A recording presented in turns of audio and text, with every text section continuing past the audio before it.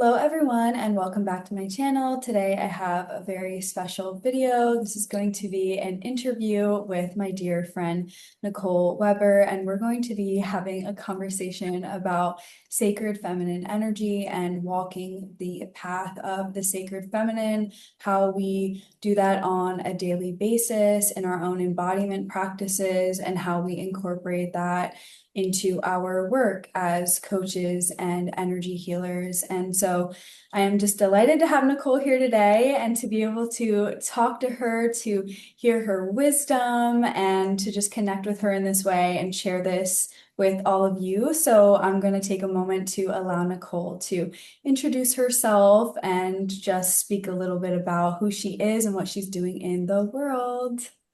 Hi, everyone. Thank you so much for having me today, Lauren. I'm so honored and just so happy to be here. So, like Lauren said, I have a background in specifically energy healing. I've been an energy healing expert for now over 9 years, and I specialize specifically in divine feminine wisdom and empowerment. So, a majority of my clients are women and they're looking to really explore some area of life, whether it be love or health. Those are the two areas that I've worked the most in, but I have also assisted women with their careers. And really, I feel like they're looking for purpose. They want to add an element into what they are experiencing in their daily life where it feels more, I would use the term spiritual. And that can look like a lot of different things for a lot of different people. So I do want to say that I work with people from a variety of backgrounds, but that common theme of coming back home to themselves, their own wisdom, their intuition, and really connecting with their hearts, embodying love, and creating balance in their life, all leading to an expanded life and, more importantly, health, love, but their joy. So that's really what I do when I work with clients. I do have a background in being trained as an Akashic Records channel. So, as well as being a spiritual life coach, which is where Lauren and I actually met and started our friendship. And I also am trained as an advanced Reiki master practitioner. So, energy healing really has just been the way that I feel like I've developed my own connection with God, goddess, source, the universe, spirit, that infinite intelligence that we like to call that thing bigger than ourselves. And I tend to call it the divine. I also use the words angels a lot when I work with clients because I do talk to the angelic realm. And there's been so many teachers that I've come across. But it really, like I said, all started with energy healing and specifically crystal healing for me, as well as another healing art called Jinshin Jitsu. And I'm really excited to explore divine femininity with Lauren here today, share a little bit with you guys about my story, but we're also going to dive into anything and everything we can about the sacred feminine because I know both of us are so passionate about it and it's really driven both of our own personal healing journeys as well as our careers.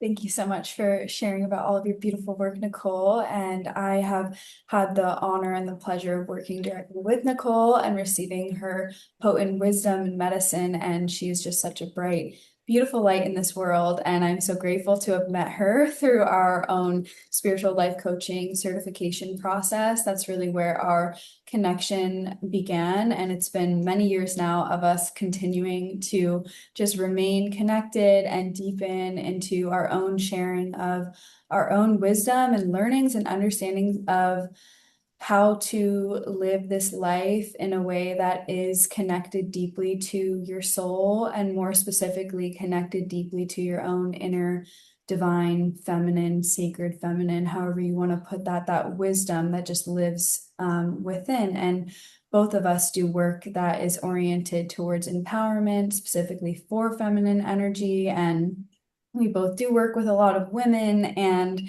it's just a beautiful space that we meet in together. And so I've just been so excited to have her on my channel for a while.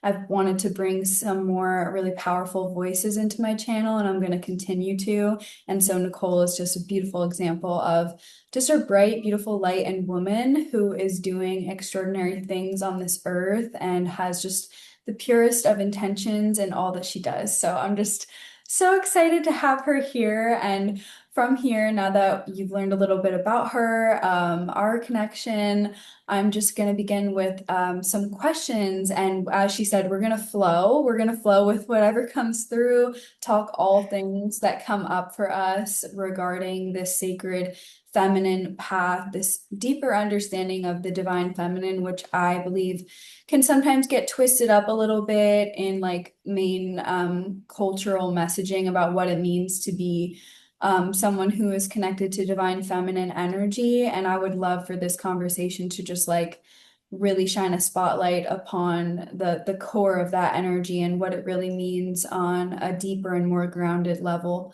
So, with that being said, I'm going to start with the question for you, Nicole. What does divine feminine energy mean to you on the deepest level? How would you define your connection to that energy? When I think about divine feminine energy, the first thing that I think about is the term heart led. And I feel like that is, I'd say, like a missing piece, or sometimes can be misunderstood in even that polarity between divine feminine and divine masculine.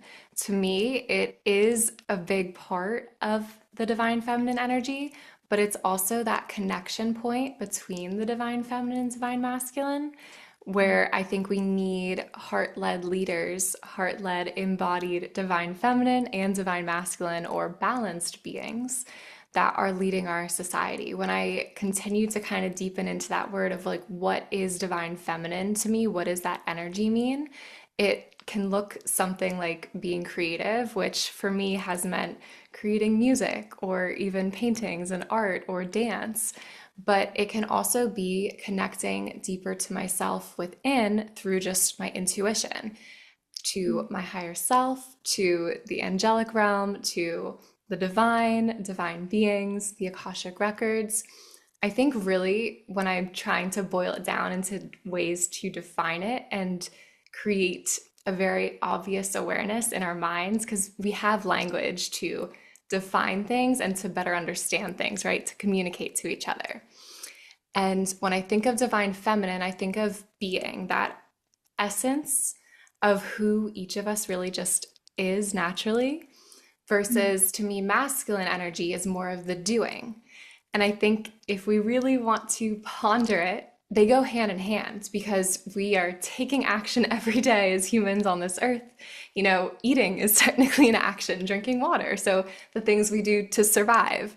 But when we look at what adds fulfillment and purpose to our life, a lot of that I contribute to the feminine energy, that divine feminine essence. And when we look at texts from a variety of religions, as well as history and ancient indigenous cultures or just ancient cultures, we can see that that's a pretty common theme of the masculine usually is very much about thinking and the mind, the mental part of us, whereas the feminine is more of the energy. Sometimes it's considered esoteric or the unseen, versus the masculine might be more of that seen 3D construct.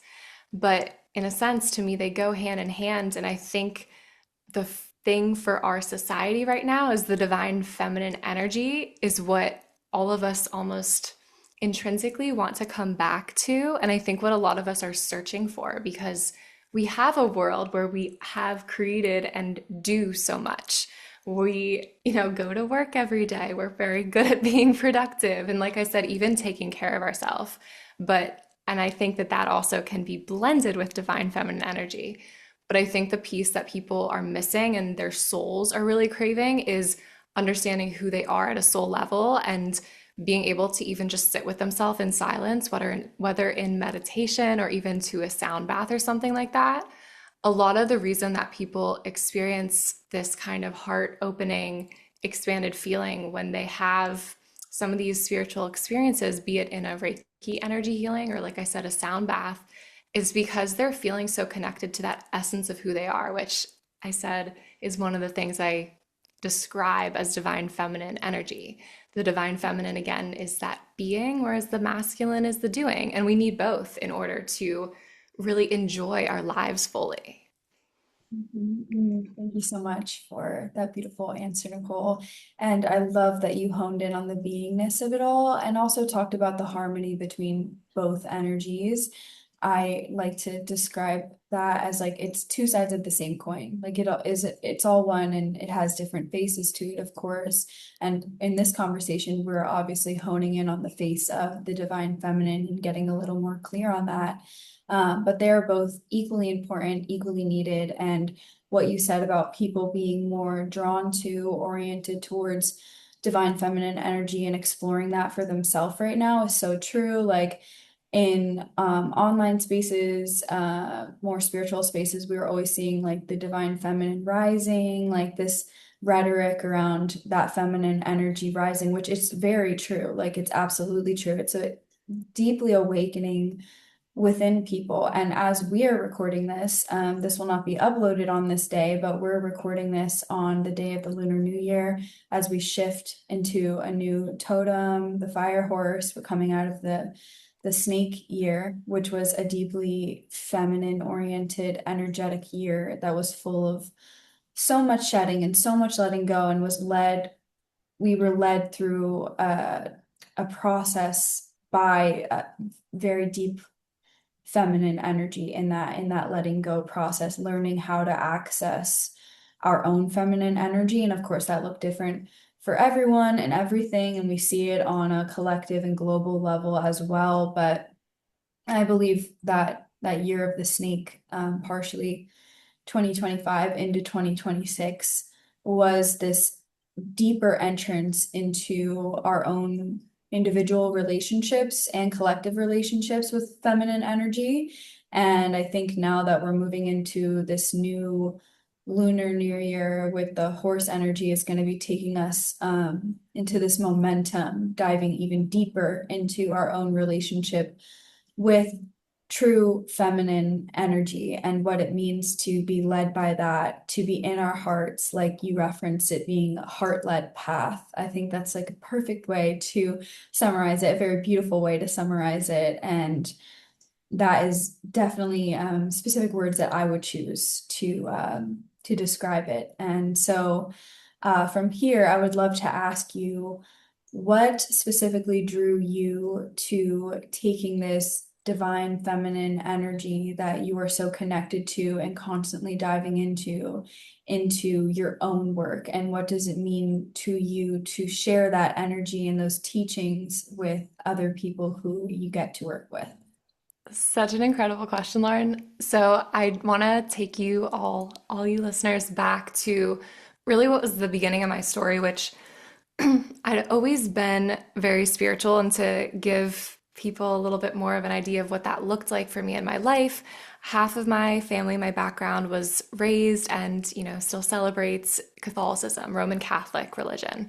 And the other half of my family and my lineage is Jewish by background. So I was raised in a family where there was this very obvious awareness, and it was talked about that we didn't, as a family unit, it didn't matter what religion we chose or even what we chose to become as we got older. If we chose to be out of either religion, which I consider myself to be out of both religions, I consider myself to be spiritual, but there was more of this concept of just being the best type of person that you could be. And I think that that set me up for, in a sense, to go in success on this spiritual journey, this quest almost of my own of what does spirituality mean to me? And as I started to kind of have what I would call these 3D real world experiences, that as a little kid, I started to realize, oh, not everyone has those experiences. And some of it I would describe as seeing angels or spirits. It really got enhanced when my grandpa passed when I was 8. And I remember like hearing messages from him that he wanted to communicate to my grandma. And I like really understood as an 8-year-old, like this is actually my grandpa trying to get these messages to my grandma, who of course, after losing her husband, was very sad and depressed. And he just wanted her to know that he was okay, like, and I started what ended up being a few years of me writing letters to her from him. and I would type them up on her laptop, up on her second story, and print it out and run downstairs. And I'd say, Grandma, like something's printing. I don't know what it is. And so, as a little kid, being and believing in magic and the magic of our world, it felt natural that that was happening. But a couple years into it, my grandma did thankfully remarry. She found someone else to spend and enjoy life with. And he was a wonderful man, but he unfortunately made a comment trying to compliment me on what I was doing. But to me, my parents and my grandma hadn't told me that they knew I was writing the letters. So I thought they believed that it was just like printing magically out of this printer. And when he complimented me, I kind of was like, oh, like he ruined it. My step grandpa at the time, he ruined it. But I still had this very intrinsic understanding as a little girl that I'm really seeing my grandpa. And it almost feels like my parents and my grandma don't fully understand the same thing that I'm like seeing and hearing with my, eyes and ears. And I don't know if you've gotten into this on your channel at all, Lauren, but for anyone who's listening who may have not heard these concepts, it's called the clair gifts.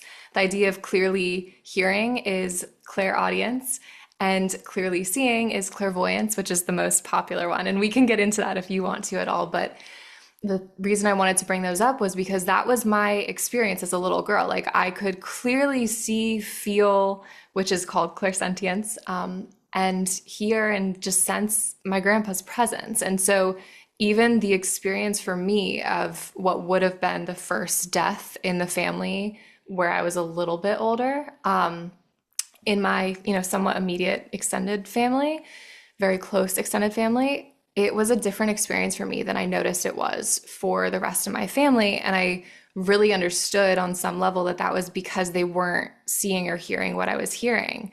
And instead of not believing it, because one of the things that I've learned through my channeling and my own journey is some kids around that age of 8, maybe 9, we're all naturally connected to the divine and the spirit realm. But because there's certain conditioning that we experience in our 3D world, sometimes that imagination starts to fade away and that connection or those experiences with the magic beings go away. They just kind of get dimmed. It's just like anything else in a sense. If you're not using those psychic or intuitive gifts, it, like a muscle, can get weak or weaker. So for me, it really stayed online. But what I kind of didn't totally understand I was doing was I was like, okay, they don't get it, but I believe in this. So I'm just going to know what my belief and like my version of reality is. And I'm going to be open to experiencing that magic. And it wasn't until I was really older that I realized, oh, it's because I'm naturally really connected to divine feminine energy, to seeing that unseen world, that's one of the gifts my soul came here to share with the world, that I understood. And oh, a lot of people naturally, as they get older, just kind of subscribe, I'll call it, to that more masculine and logical way of viewing our world. It's not that they don't have the psychic abilities or the gift of being in touch with their intuition. It's just that they've closed it off, or they could have even been told that it was wrong. So for me, that connection to the divine feminine, it actually, in a sense, was amplified by losing my grandpa, because I felt him. And like I said, that experience of what technically is a 3D experience, losing a loved one in the physical realm, it wasn't the same for me. And I think that's where I connect that seeing the unseen world. I go back to that for my own personal experiences, is my spirituality was very much intertwined with my physical reality of me seeing or hearing through my clair, intuitive, psychic, whatever you like to call it, gifts, that, oh, there's this unseen energetic world. And now I know that that's considered more of that divine feminine essence. And we all have the ability to access it. But as I went on my path, I realized there's a lot of people that feel cut off from it, or they're just kind of confused because we don't learn that in school. We learn all about the logical, practical tools. We learn math, we learn writing and reading, and we need all these skills, right? And some of them allow us to do beautiful things in our world. Like reading a book can be such a fun and expansive experience. But ultimately, I believe that the divine feminine, like you said, is rising. And part of that is a balancing of the divine feminine and masculine, which I think first needs to look like people exploring what divine feminine energy means for them. Absolutely. Thank you for sharing about your experience, especially with your grandfather, and just being willing to talk about that, Nicole. And I just think what I hear within that story and your journey and knowing your journey even more personally, there's just so much deep rooted belief and empowerment in yourself. And I think that any person who has an experience where something that is a deep, like true reality to them that is being questioned externally, like an internal reality that is like deeply true, the truth to someone, and then externally being questioned, perhaps even being shut down, even if it's not directly by a family member through like words, perhaps even just like a gesture that you shared from your step grandfather, or just like this collective understanding as we get older, as especially like as children, as we grow up and we begin to understand the messaging around things that are considered to be magical or unseen.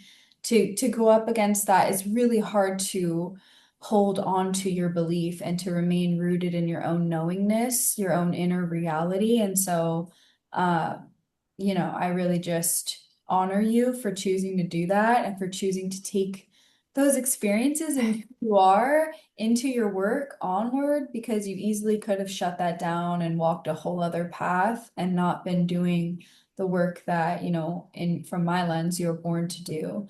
And so I'm just so grateful to hear that. And I hope that that serves as some encouragement to anyone who does feel deeply connected to this feminine energy, which, as we're speaking into, really just it is representative of the unseen realms, the veiled world. So you could say magic, this like ineffable energy that cannot be put into boxes, cannot be, it's not quantifiable. Like it just is. It is like the fabric of existence and how we are all here.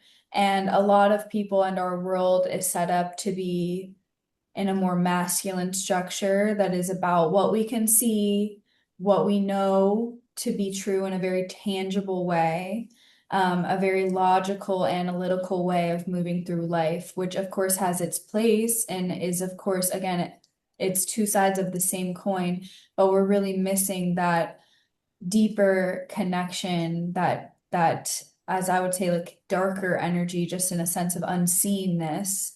And a lot of people are craving to come back to that because they feel that lack within that's ultimately going to exist if we're not in harmony with both energies. Like we live in this physical, tangible reality, but that only comes into form through spirit. Spirit equals matter, and matter equals spirit, and these things are harmonized between one another. We've just really been lacking on that understanding, and I think that a lot of people are coming to terms with that emptiness within that they feel.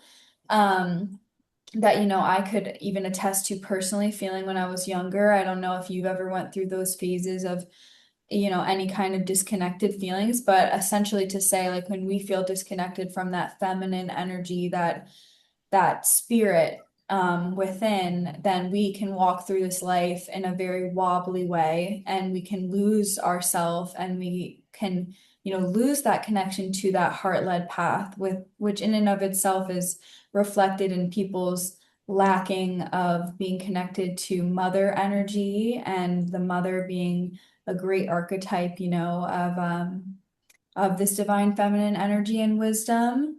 And just with like the mother coming into this conversation, what I'm saying right now, I would love to speak a little about Mother Mary, because me and Nicole, we love Mother Mary, and she's a big part of our life and our work. And this archetypal energy is coming through more and more for people to learn from, to learn the truth about Mother Mary's story, who she was, what her medicine has to offer humanity right now and teach us. And so I would love to segue into Mother Mary a bit and ask you how Mother Mary first appeared to you and what she means to you as a symbol of being connected to sacred feminine energy, like how her medicine has served you. Mother Mary to me, she's very symbolic of forgiveness, unconditional love, and just in general compassion. It's interesting because my mom has a very strong relationship with Mother Mary. And the other thing that I did want to add into something that I think really helped me to, I'd say, feel connected to the divine feminine energy throughout my life is my mom did have a very consistent practice of praying with my sister and me when we were younger. And she gave both my sister and me a Mother Mary statue. So she has that natural connection. And I grew up learning about the Catholic religion and Jesus. And I always felt, I would say, first, very connected to Jesus, if I'm being truly honest, that I loved the unconditional love that he radiated. And the stories that I was told as I was learning about the Catholic religion of him having this magical ability to heal people, to bring miracles. That was something that really stood out in my mind, even as a little girl, hearing about him, learning about him. And as I've gotten older, I've felt even more connected to Mother Mary now because I've learned how big of a role she played in Jesus's life. Yes, of course, as his mother, as we all know, but she was trained in the healing arts. And this is being discovered not just through channeling from psychics, although that is part of the way that both Laura and I have learned about this, but it's also being discovered through some of the historical writings and passages that are becoming more well known, I would say. And so the fact that she has her own training and background in what I would describe or summarize as energy healing, to me, I feel more connected to her now, having walked some of my own path with that. She has been a figure who has helped me to forgive, whether it's myself or someone else, whether that was in the past or in the present. She just radiates unconditional love to me. And I think one of the things that's been the most empowering for me as I've been on this journey of learning and diving deeper into Mother Mary is realizing that she was so powerful on her own. Like it wasn't just that she was bestowed with the gift of birthing Jesus, but that through her training as a priestess and a healer, that she was able to, I would describe it as consciously help to co-create and choose intentionally to birth a very loving presence on earth. And the book that Lauren actually happened to gift me for my birthday this year was all about, it's called The Secret Life of Mother Mary. I believe Lauren will end up linking the books in the description of this video. And the reason that this book is just has felt so powerful for me to read is it feels like a reclamation of the divine feminine, of a story that I grew up hearing, really believing in Jesus, like I said, really feeling drawn to him, but almost in a sense, I think I intuitively knew on some level that it's like, I don't know, something felt a little off about the way that they were not including women in the stories. And to learn how gifted and talented Mother Mary is to me, I think has only empowered me to connect with her more because now she's not just a symbol of forgiveness and unconditional love and compassion, but also a powerful healer in her own right. And as Lauren and I have gotten to talk about her and discuss her just, on our friendship calls as well, we've both dived into, I would say this is definitely my belief of Mother Mary to me is kind of an embodiment of walking and knowing the divine, like really trusting it. She is said and described and to have been trained intentionally from the time she basically was born to be a healer and a priestess. So I think, in a sense, I feel like I can relate to that, even though I wasn't trained from birth as a priestess or any energy healer. But I do feel very connected, her consistent connection with the divine. And to touch on something that you also mentioned, Lauren, of like the walking through dark times or just feeling lost. I think because of growing up with my mom feeling so connected to God, I think that even in times where I felt really lost, I would naturally lean towards prayer. It might not have always been praying to Mother Mary, but I do feel like having my mom embody that connection, even if it was in her, own way of whether it was feeling frustrated and choosing to pray or praying at night for gratitude and blessings before sleep. I think it really ingrained in me and helped me to explore and connect to my own connection to the divine, and then eventually to Mother Mary as well. Thank you for sharing all of that, Nicole, and how beautiful that, that connection really began, like through your own mother. I think that's just absolutely beautiful. And we've talked about that before in our personal conversations, just like that essence of Mother Mary being, almost bestowed upon you through your own connection to your mother and how she chooses to connect to Mother Mary. It's just very powerful. Everything that you shared is very powerful. And so, a lot of people do know Mother Mary mainly through her being the mother of Jesus. She's depicted in a very particular way through religious texts. We lose a lot about her as a woman outside of her role as a mother. We lose a lot about her gifts as a healer and, why she even was the woman to birth Jesus. There's a lot to say about her and to learn about her. And I would really strongly encourage anyone who feels a connection to Mother Mary and wants to dive deeper with her energy to do so and to learn about her, not just through whether it be something like channelings, like Nicole mentioned, or even specific texts that have been published, which I will have this book linked below. I believe it's called The Secret Life of Mother Mary by Mary Riglioso. I might be saying her name wrong. Marguerite. Yes. How do you say her name? Could you shout it out for us real quick? Yes, definitely. Yeah, it's a really beautiful cover of depicted, and I actually have bookmarked and saved in here the note that Lauren gifted me for my birthday. So that is the white piece of paper that you see, but it's really gorgeous, just a gorgeous, gorgeous cover.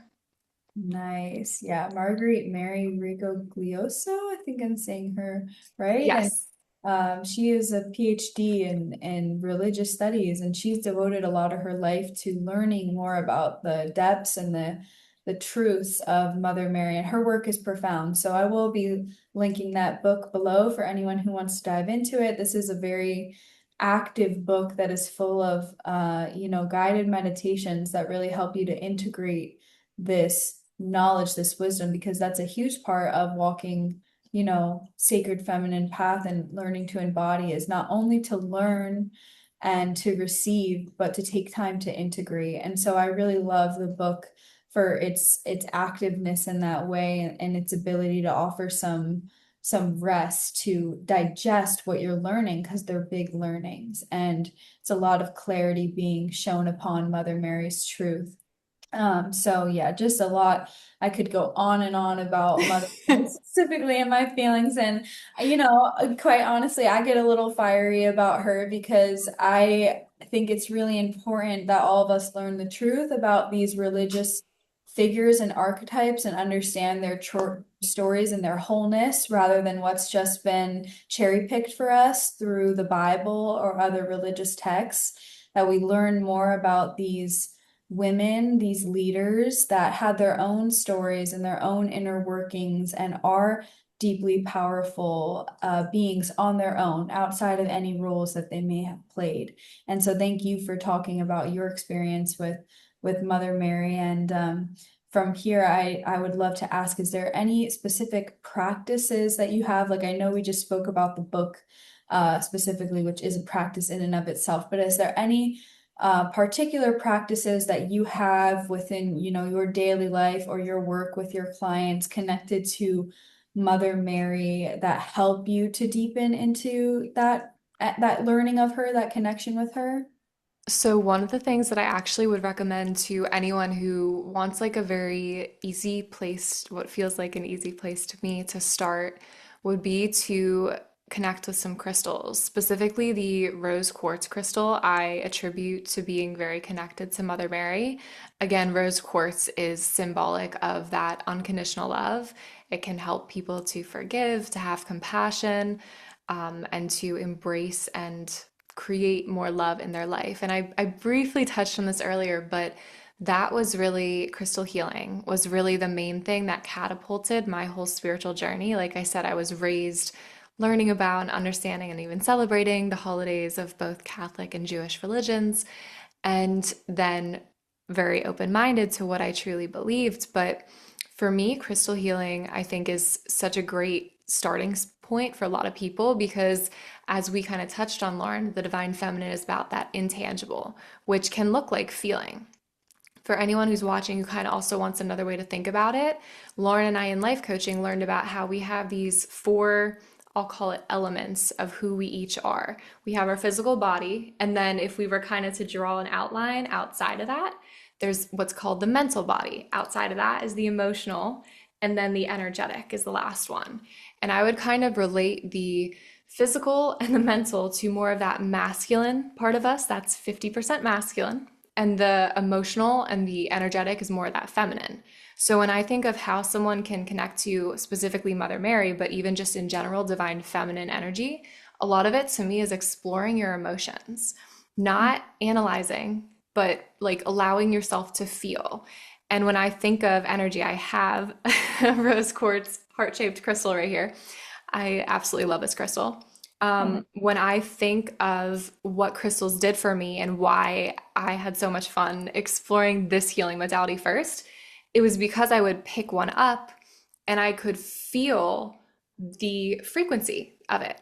And the kind of cool thing to me, where again, this masculine and feminine kind of meet to help us to understand that intangible aspect of feminine energy, is we, as in science in our world now, can actually measure objects, including nature, and see what frequency it vibrates at. Each of us vibrates at a certain frequency. And there's a lot of studies that, if you're really curious, you can dive into. But the reason I bring that up is I think that science helps to support like this concept and this pondering of how do we access feminine energy? Like, what can we do?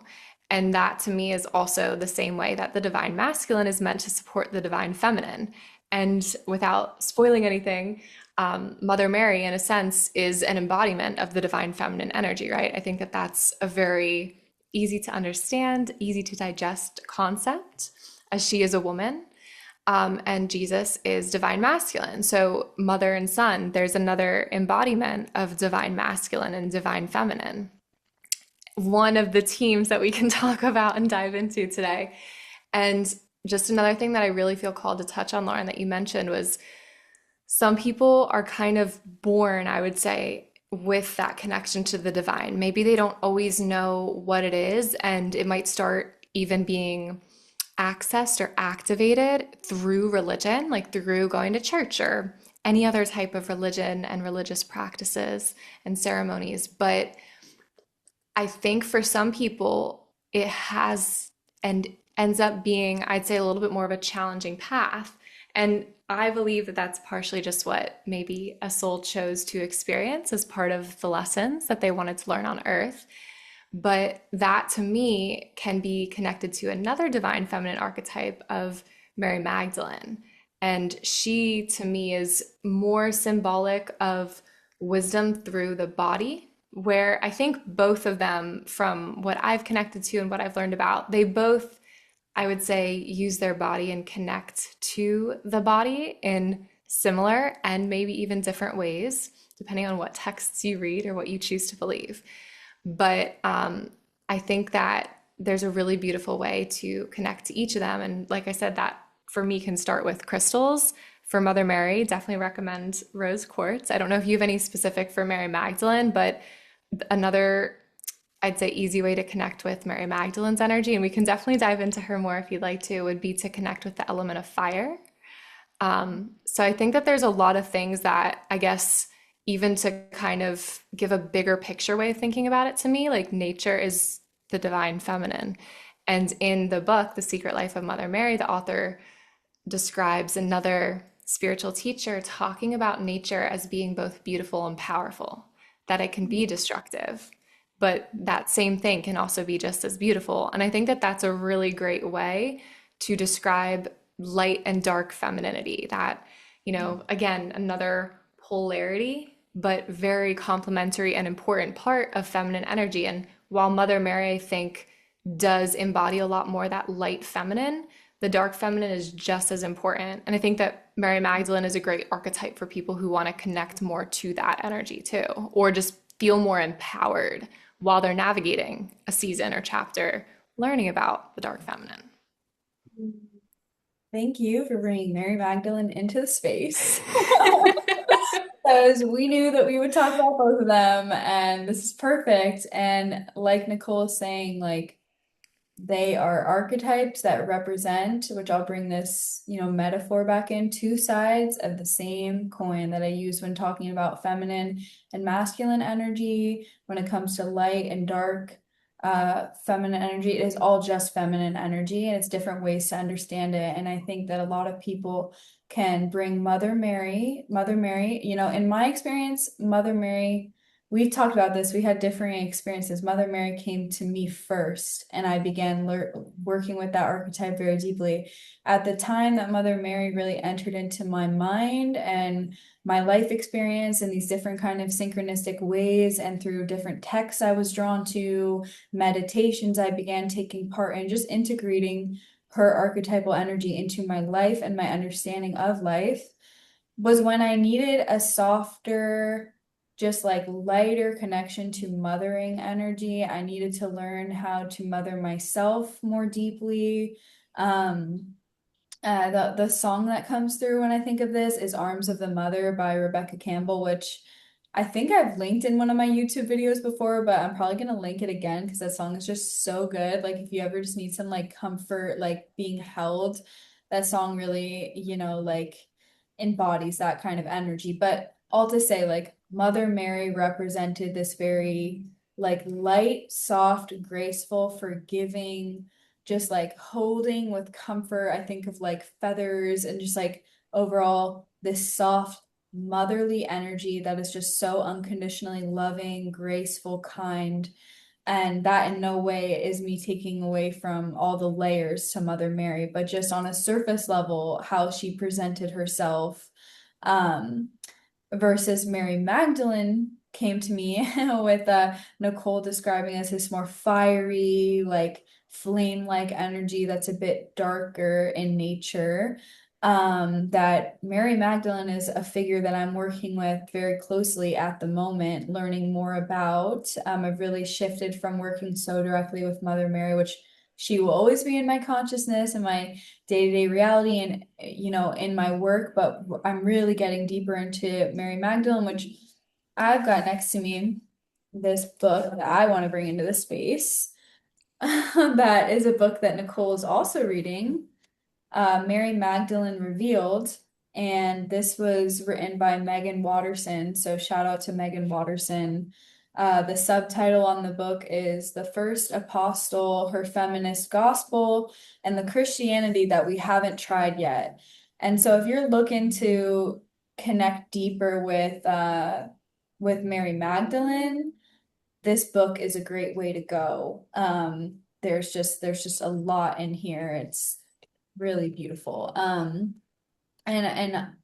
all to say, like working with Mary Magdalene at this moment for me, just to dive, we'll segue a little deeper into her and her archetype.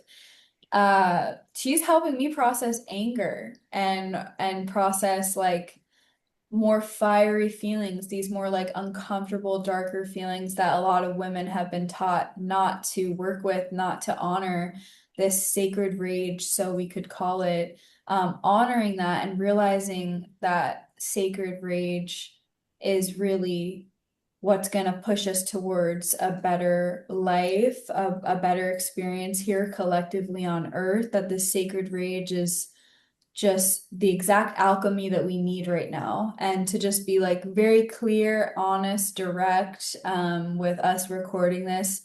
amidst all of this like new release of these Epstein files, all of this stuff. Like I bring that into the space because a lot of women, a lot of people are pissed right now and they're feeling fed up of this very unhealthy and beyond toxic, completely abusive energy that is overwhelmingly being created by men.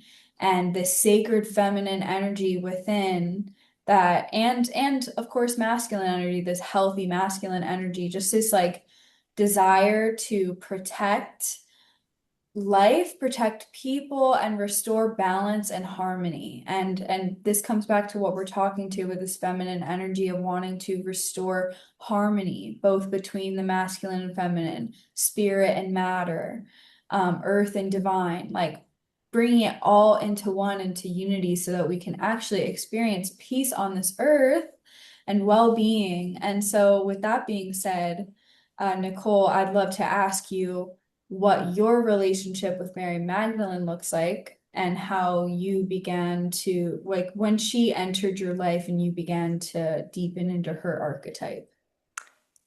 Yeah, so as I kind of described with Mother Mary, that energy was very much present in me. And to anyone who doesn't know me watching this, I would describe that Mother Mary's energy is, I'd say, part of how I've naturally embodied myself, being very kind. I was known as like the nice girl in my grade when I went to private school in elementary and middle school. So that energy of Mother Mary was very deeply ingrained in me. And I think just easy to connect to, like I said, because of my mom. Whereas Mary Magdalene, I think, came more online for me as I naturally started to become a teenager.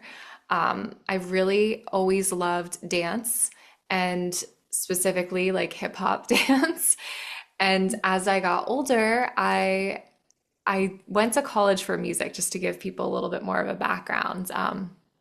And dance for me, I'd say, was the first way that I really felt like I was connecting with what I would now describe as the dark feminine or more of that fiery Mary Magdalene type of energy. To me, Mary Magdalene does represent, just like you described, Lauren, that alchemization ability. And I work with what is described as the Magdalene fire when I do Reiki, whether that's with a client one-on-one or in my Reiki circles, which I invite all of you, if you feel called to come explore. I hold them monthly. And really, I feel like how Mary Magdalene changed and helped me to transform my life was through processing my emotions, feeling what I needed to feel, and feeling empowered in that. So when I was in college, as I said, I came across crystal healing, started to explore that. I feel like was really getting to explore more of just who I was because it was the first time that I wasn't living in my childhood home. I was living at college in a dorm and just got to figure out like who am I? I felt like I had a space more so than ever before to explore my emotions, to feel, to cry, to get angry. And the way that I really processed a lot of that was through dance. And I didn't really completely, I'd say, understand like in a conscious awareness type of way exactly what I was doing, but I now know that I was guided by Mary Magdalene. She's another one of my main spirit guides.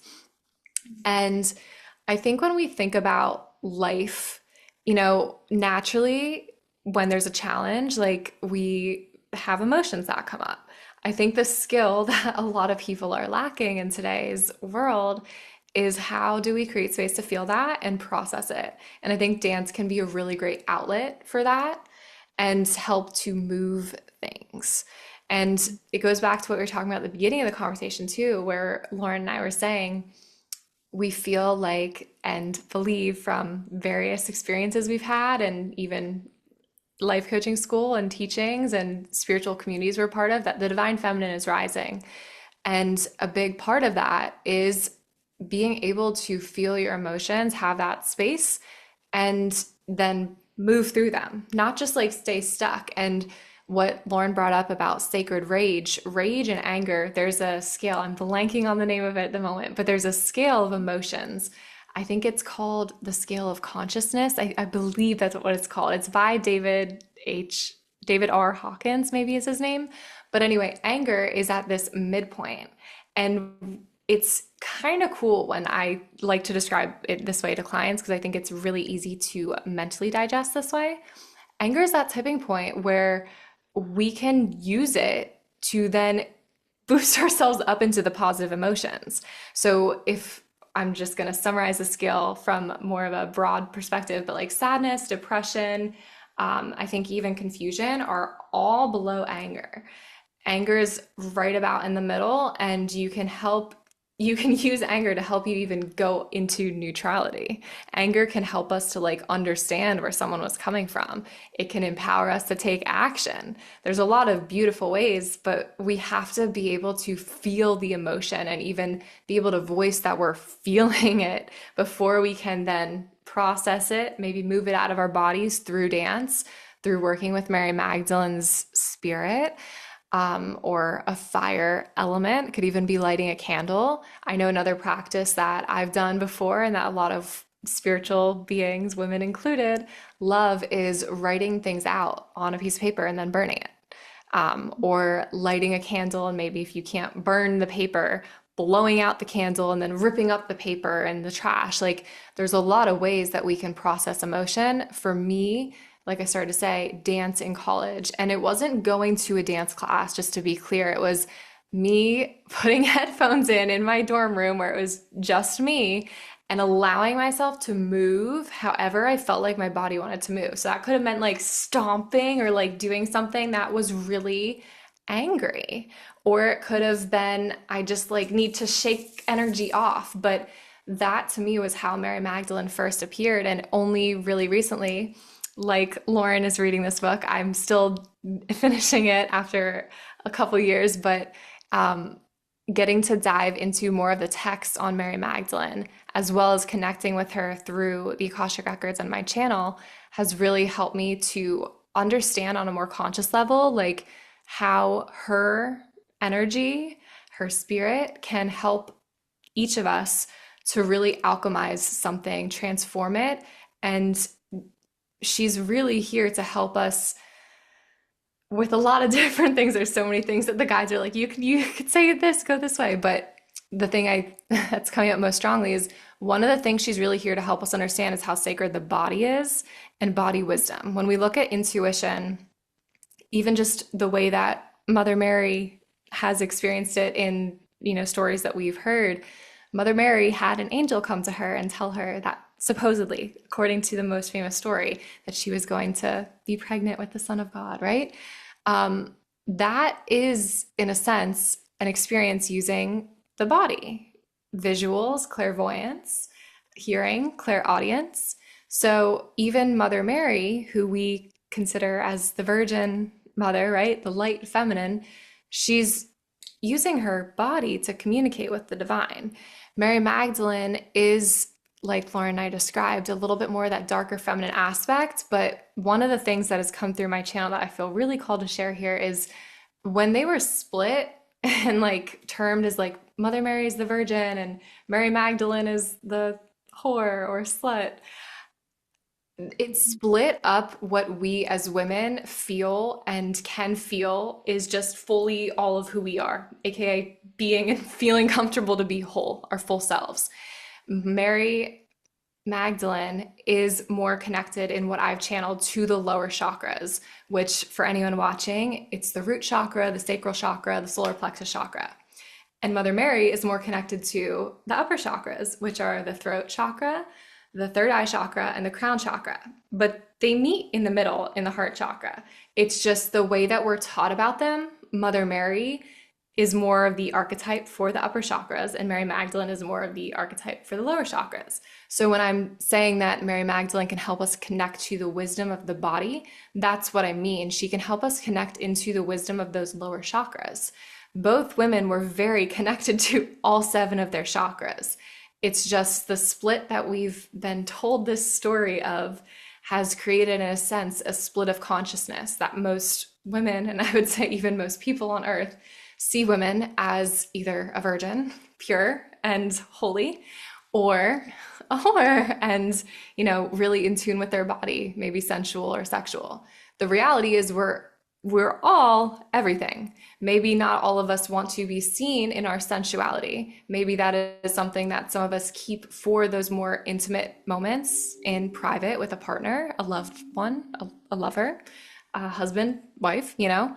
But we all have access to any of those energies. And I think what both women, both spirits really want us to understand from what I've channeled and what they want me to tell you today is they're here to help you to understand the different energies. So for someone, if Mary Magdalene is appearing to you as that more fiery alchemization type of energy, see her as that, and you can connect with her through your intuition, through meditating to connect with her, through moving your body and just dancing freely to it could be your favorite song. It doesn't even have to be something like crazy spiritual.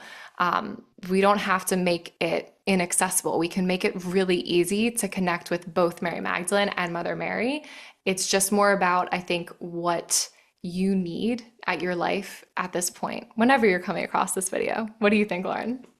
Yeah, I think absolutely. And I think that you described that split so perfectly that we know that archetypal split of like the virgin versus the whore and the way that we've been disconnected from our bodies because of that, especially as women, the way that women have internalized those archetypal stories about their own selves and the way that in general sex in and of itself, our sexual nature, sensual sides, this very like earthly primal aspect that all human beings have within them has been made into this like yucky thing that's disconnected from its innate divinity. And I think Mary Magdalene does very well in her medicine and her energy offering to help us to remember the holiness of our own sexuality, of our own sensuality, to drop us down deep into our body. I love that you shared about your embodiment practice of dancing, and I can just relate so deeply to that because this past year of my life, I've danced more than I've ever danced in my whole life. And I'm gonna give a quick shout out to the album Everybody Scream by Florence and the Machine, who is one of my favorite artists. I can't shut up about this album because it was, first of all, born from a beautiful space and a tender space for Florence, the artist who created it. And her music is just absolutely divine and like the epitome of like divine and earthliness being one and coming together through sound. And this album is, in my opinion, a big reflection of the awakening of sacred rage and feminine reclamation that is going on right now, not only within women, but within all people, no matter how you identify as within your own gender. This feminine energy is rising within everyone and our collective. And so I just wanted to give a shout out to that album because I have danced my ass off quite literally to that album. The song Witches Dance goes really hard. Everybody Scream goes really hard. There's lots of goodies on there. So I'm just giving that a moment because I love that. Nicole, do you have any specific songs that you want to give a shout out to dance?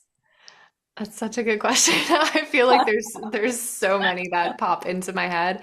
I mean, I think the funny thing is the first one that popped into my head was Good Feeling by Flo Rida.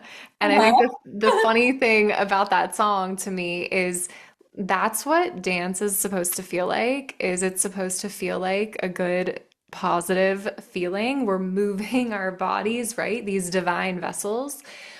And it can be such a great tool, like you said, to reclaim the sovereignty, the divinity of our body.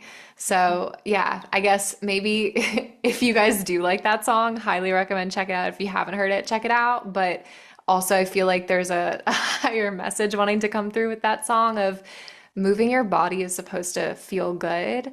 And it's it's meant to be an alchemization process, but it's supposed to be something that's fun too. So like I said, like any I do have another playlist that I recommend that I put together called the Love Vortex. To me, is just a collection of songs that really it has, EDM, pop, a little bit of R&B. It's kind of got a little bit of everything. But it just, I think that to me is, I guess what I would say is the whole point of even like dancing. Dancing is supposed to be to me an expression of love for the body. And so, yeah, if you guys want to check out the Love Vortex, I can always send Lauren the link if she wants to share it in the description.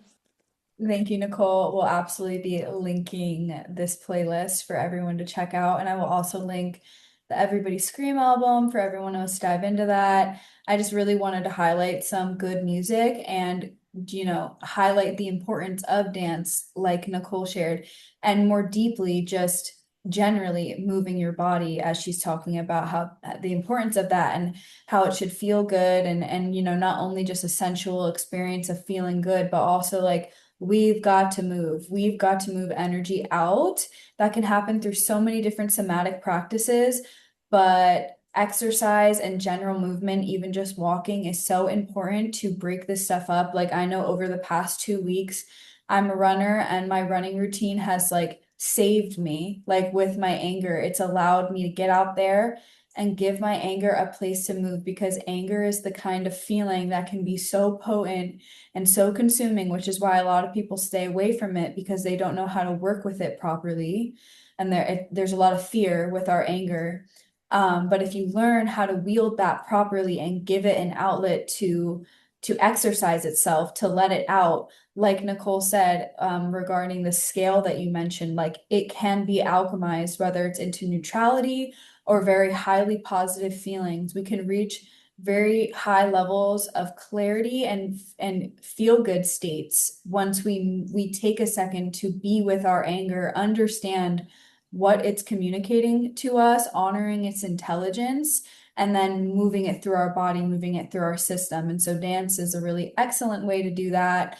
It's really crazy the states of consciousness that you can reach through dance specifically. Like I'm telling y'all, Witch Dance by Florence. That song has like taken me places. Like I have been dancing so hard, listening to that song, reaching a trance-like state where I know that I am transmuting so much energy from my body to the point that afterwards I need like a full bottle of water and I need to like lay down for multiple hours. Like, and that's how you know when you're moving stuff out because you will need to rest afterwards and integrate what you just moved. And so, all to say, shout out to dancing. Thank you for mentioning the importance of that practice specifically. Shout out to Mary Magdalene and her way of dropping us deeper into the body, supporting us in our own reclamation process of our own divinity, our sexuality, our sensuality, our aliveness as a whole. Like I just feel that Mary Magdalene is this figure that really supports people to understand that like your existence is holy. You were not born an innate sinner. It's either like I'm not gonna go on about original sin, but like you are born holy and you are holy in this moment and you're holy through every single moment of your life.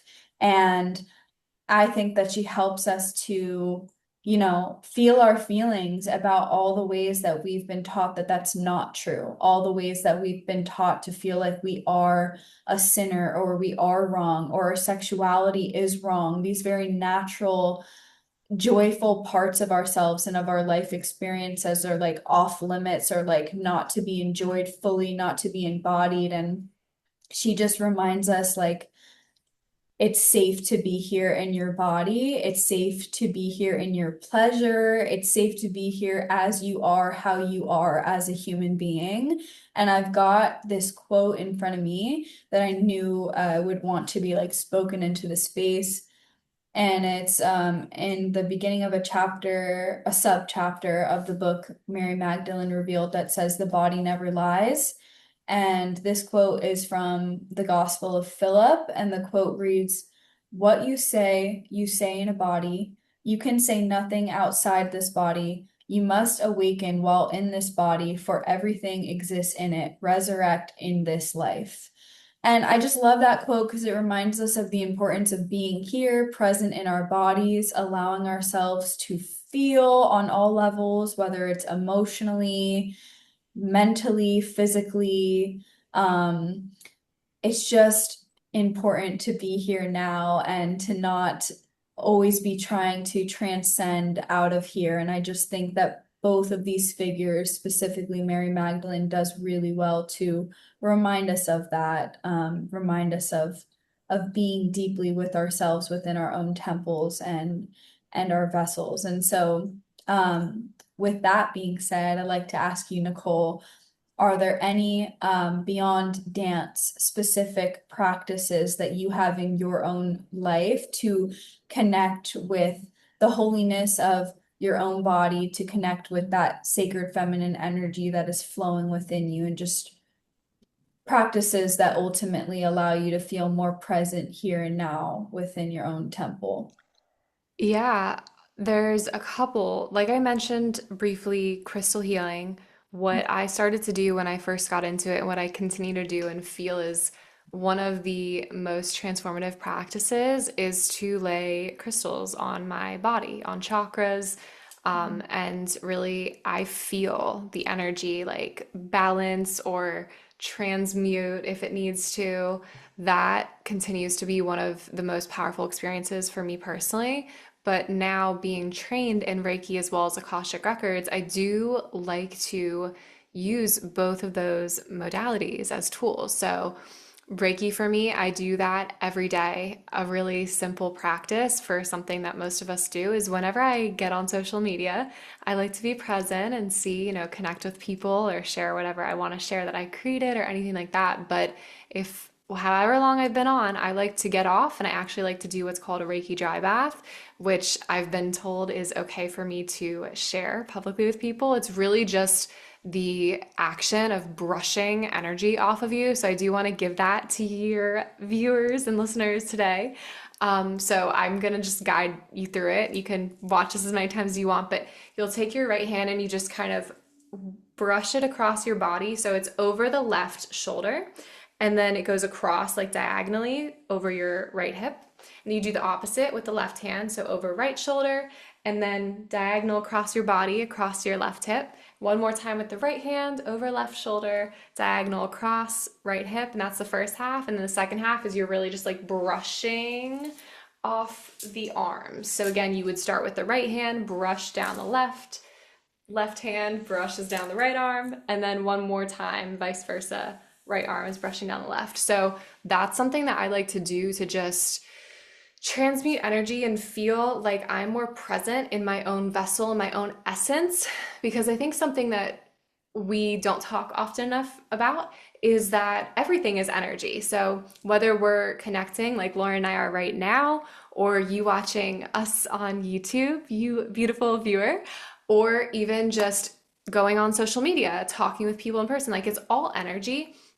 And one of the things that I love personally the most about Reiki is that it clears it really quickly.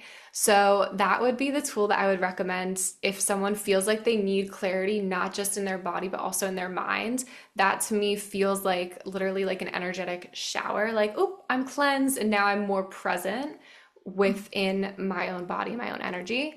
Another tool that I really love to use, as I mentioned, is the Akashic Records. So I like to use that if I feel like there's something I'm pondering or questions that I would like answered that maybe I have some ideas about, but I feel like I could get deeper clarity from my guides. So I go into the records and I will ask them questions. And I describe the Akashic Records as having an experience where you're literally having a conversation with your spirit team and God, the divine goddess, great mother.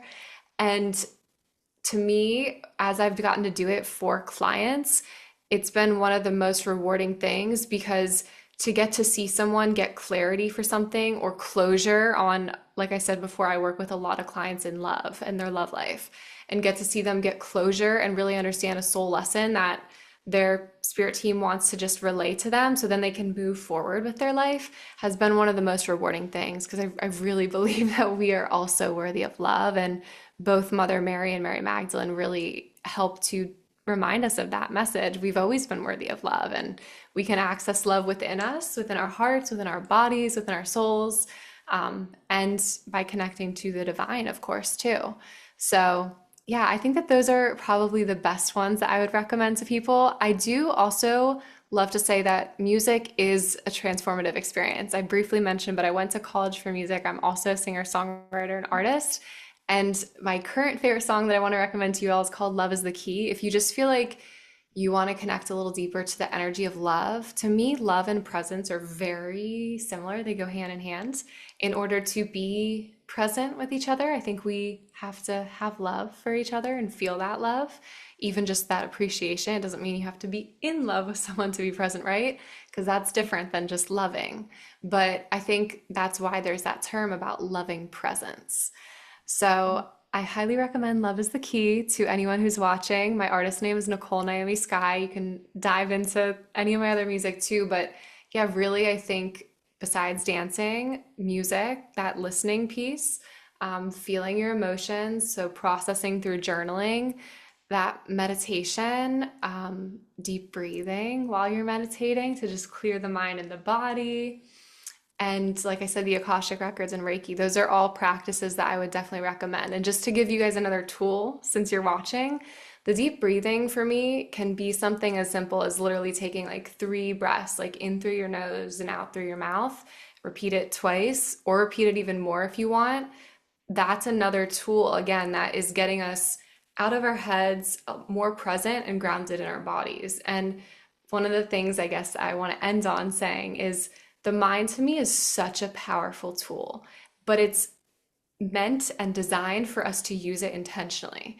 And when there's a lot of noise going on, like we have in our world, a lot of it is really beautiful. We have access to music and movies, and there's cities that now exist that didn't used to exist thousands and thousands of years ago. It was just farms and land. So there's a lot of beautiful advancements that we've made, but I think that presence actually becomes more of an important thing to cultivate the more advanced we get as a society, especially the more that we get into diving into technology. So even if it's just after this video, you just do it once and you never do it again, but I hope you do it again. Like, take some deep breaths and ground yourself into your body. You can even do another really simple practice of asking yourself, like, what is a message that wants to come through for me today? Or what does my intuition want to tell me?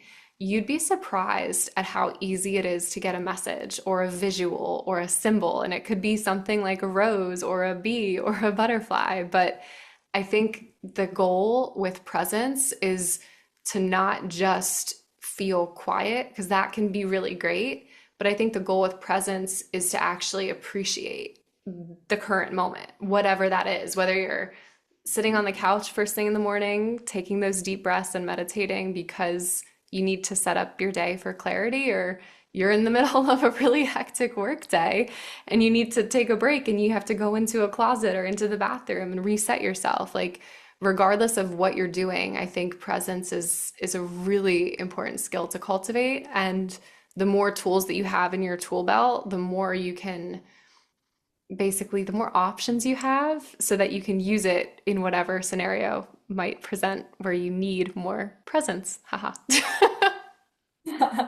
Thank you so much, Nicole. Thank you for sharing all of these sacred practices with us and doing a demo of the Reiki dry brushing, which is such an excellent practice. Like, literally, all can take a second in your day to just even brush off on your heart space and all the other ways that she shared that you can do it. But it's just taking a minute to move a bit of energy and to get back into a deeper state of clarity and energetic sovereignty. It's all very important. So I thank you for sharing those with us. And I also thank you for just highlighting the simplicity of presence and how it really can just be through the breath, that we do have all of these access to different tools and modalities to help us to enter presence, but presence is most profoundly and simply entered through literally just breathing and just carving out an intentional moment, a space and time for that. And it really is so simple that it goes over our head,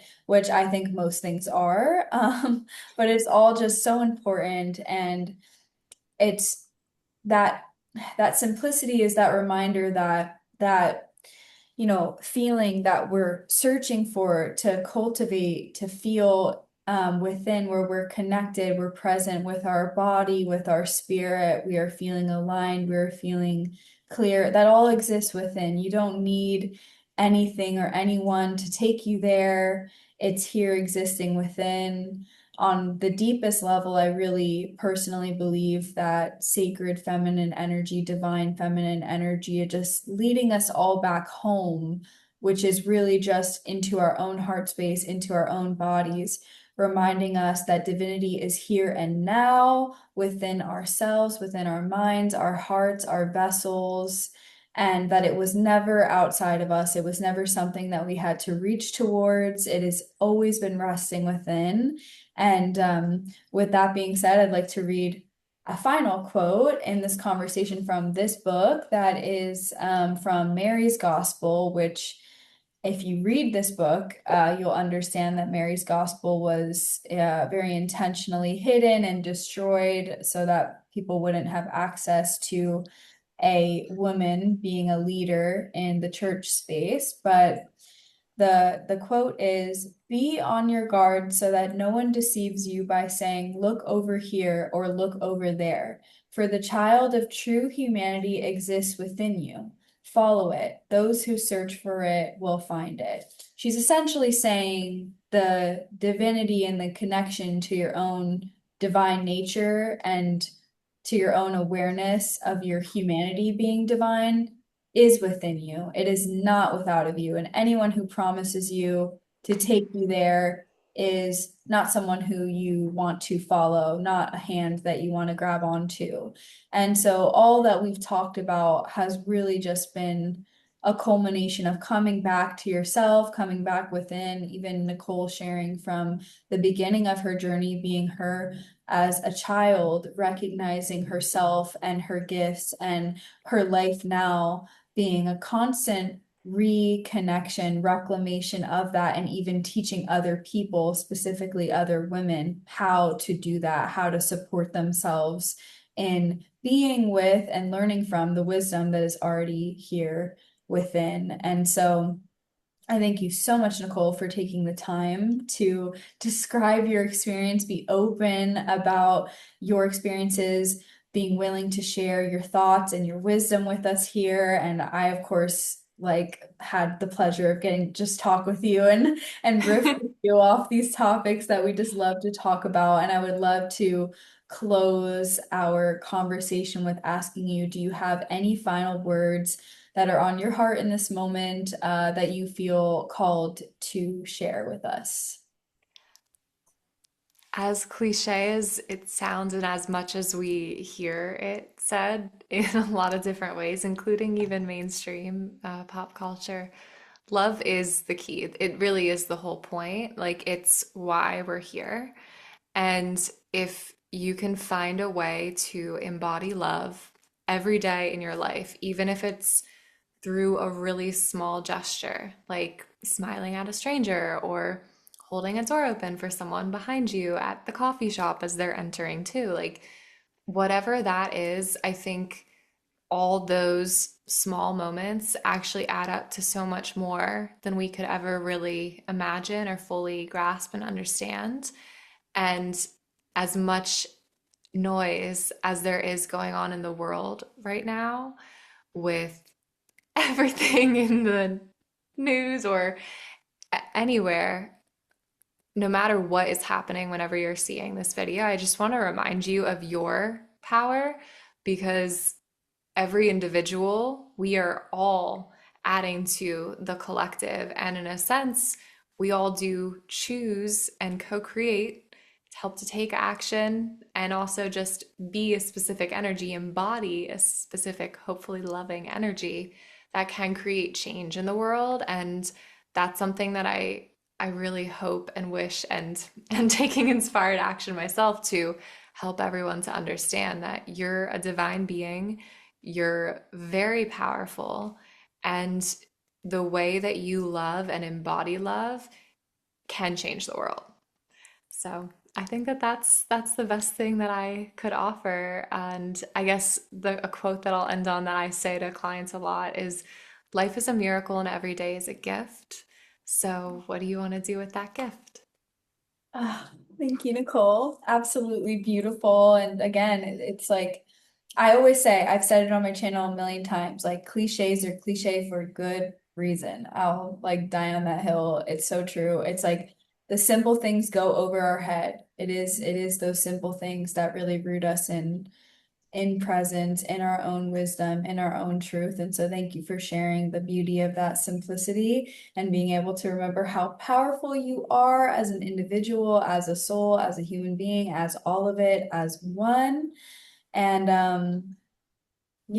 maybe walk away from this video and do something kind for someone like Nicole mentioned. Like what could you do today that'd be good to leave on? What could you do today to offer some kindness, whether it's to yourself or to someone else? We're not always resourced to feel like we can go do something for someone, go out of our way, but what could you even do, you know, uh, for yourself? And if you do have overflow, if you could go do an act of kindness, an act of offering your heart, extending yourself in grace and compassion and love to somebody else, I think that'd be a really, really good way to carry out from this conversation that we've had today.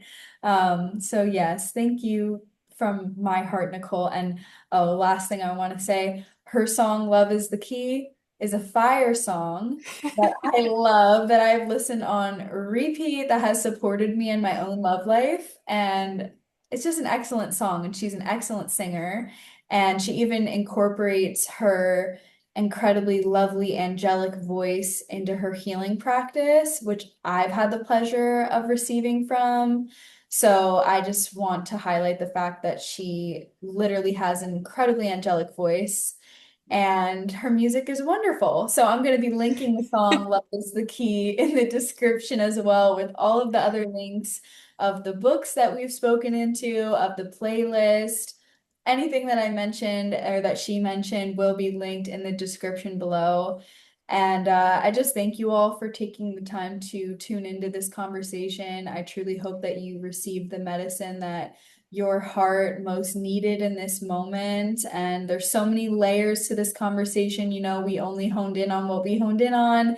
I will certainly be having Nicole back to talk deeper because there's just endless things that we could talk about.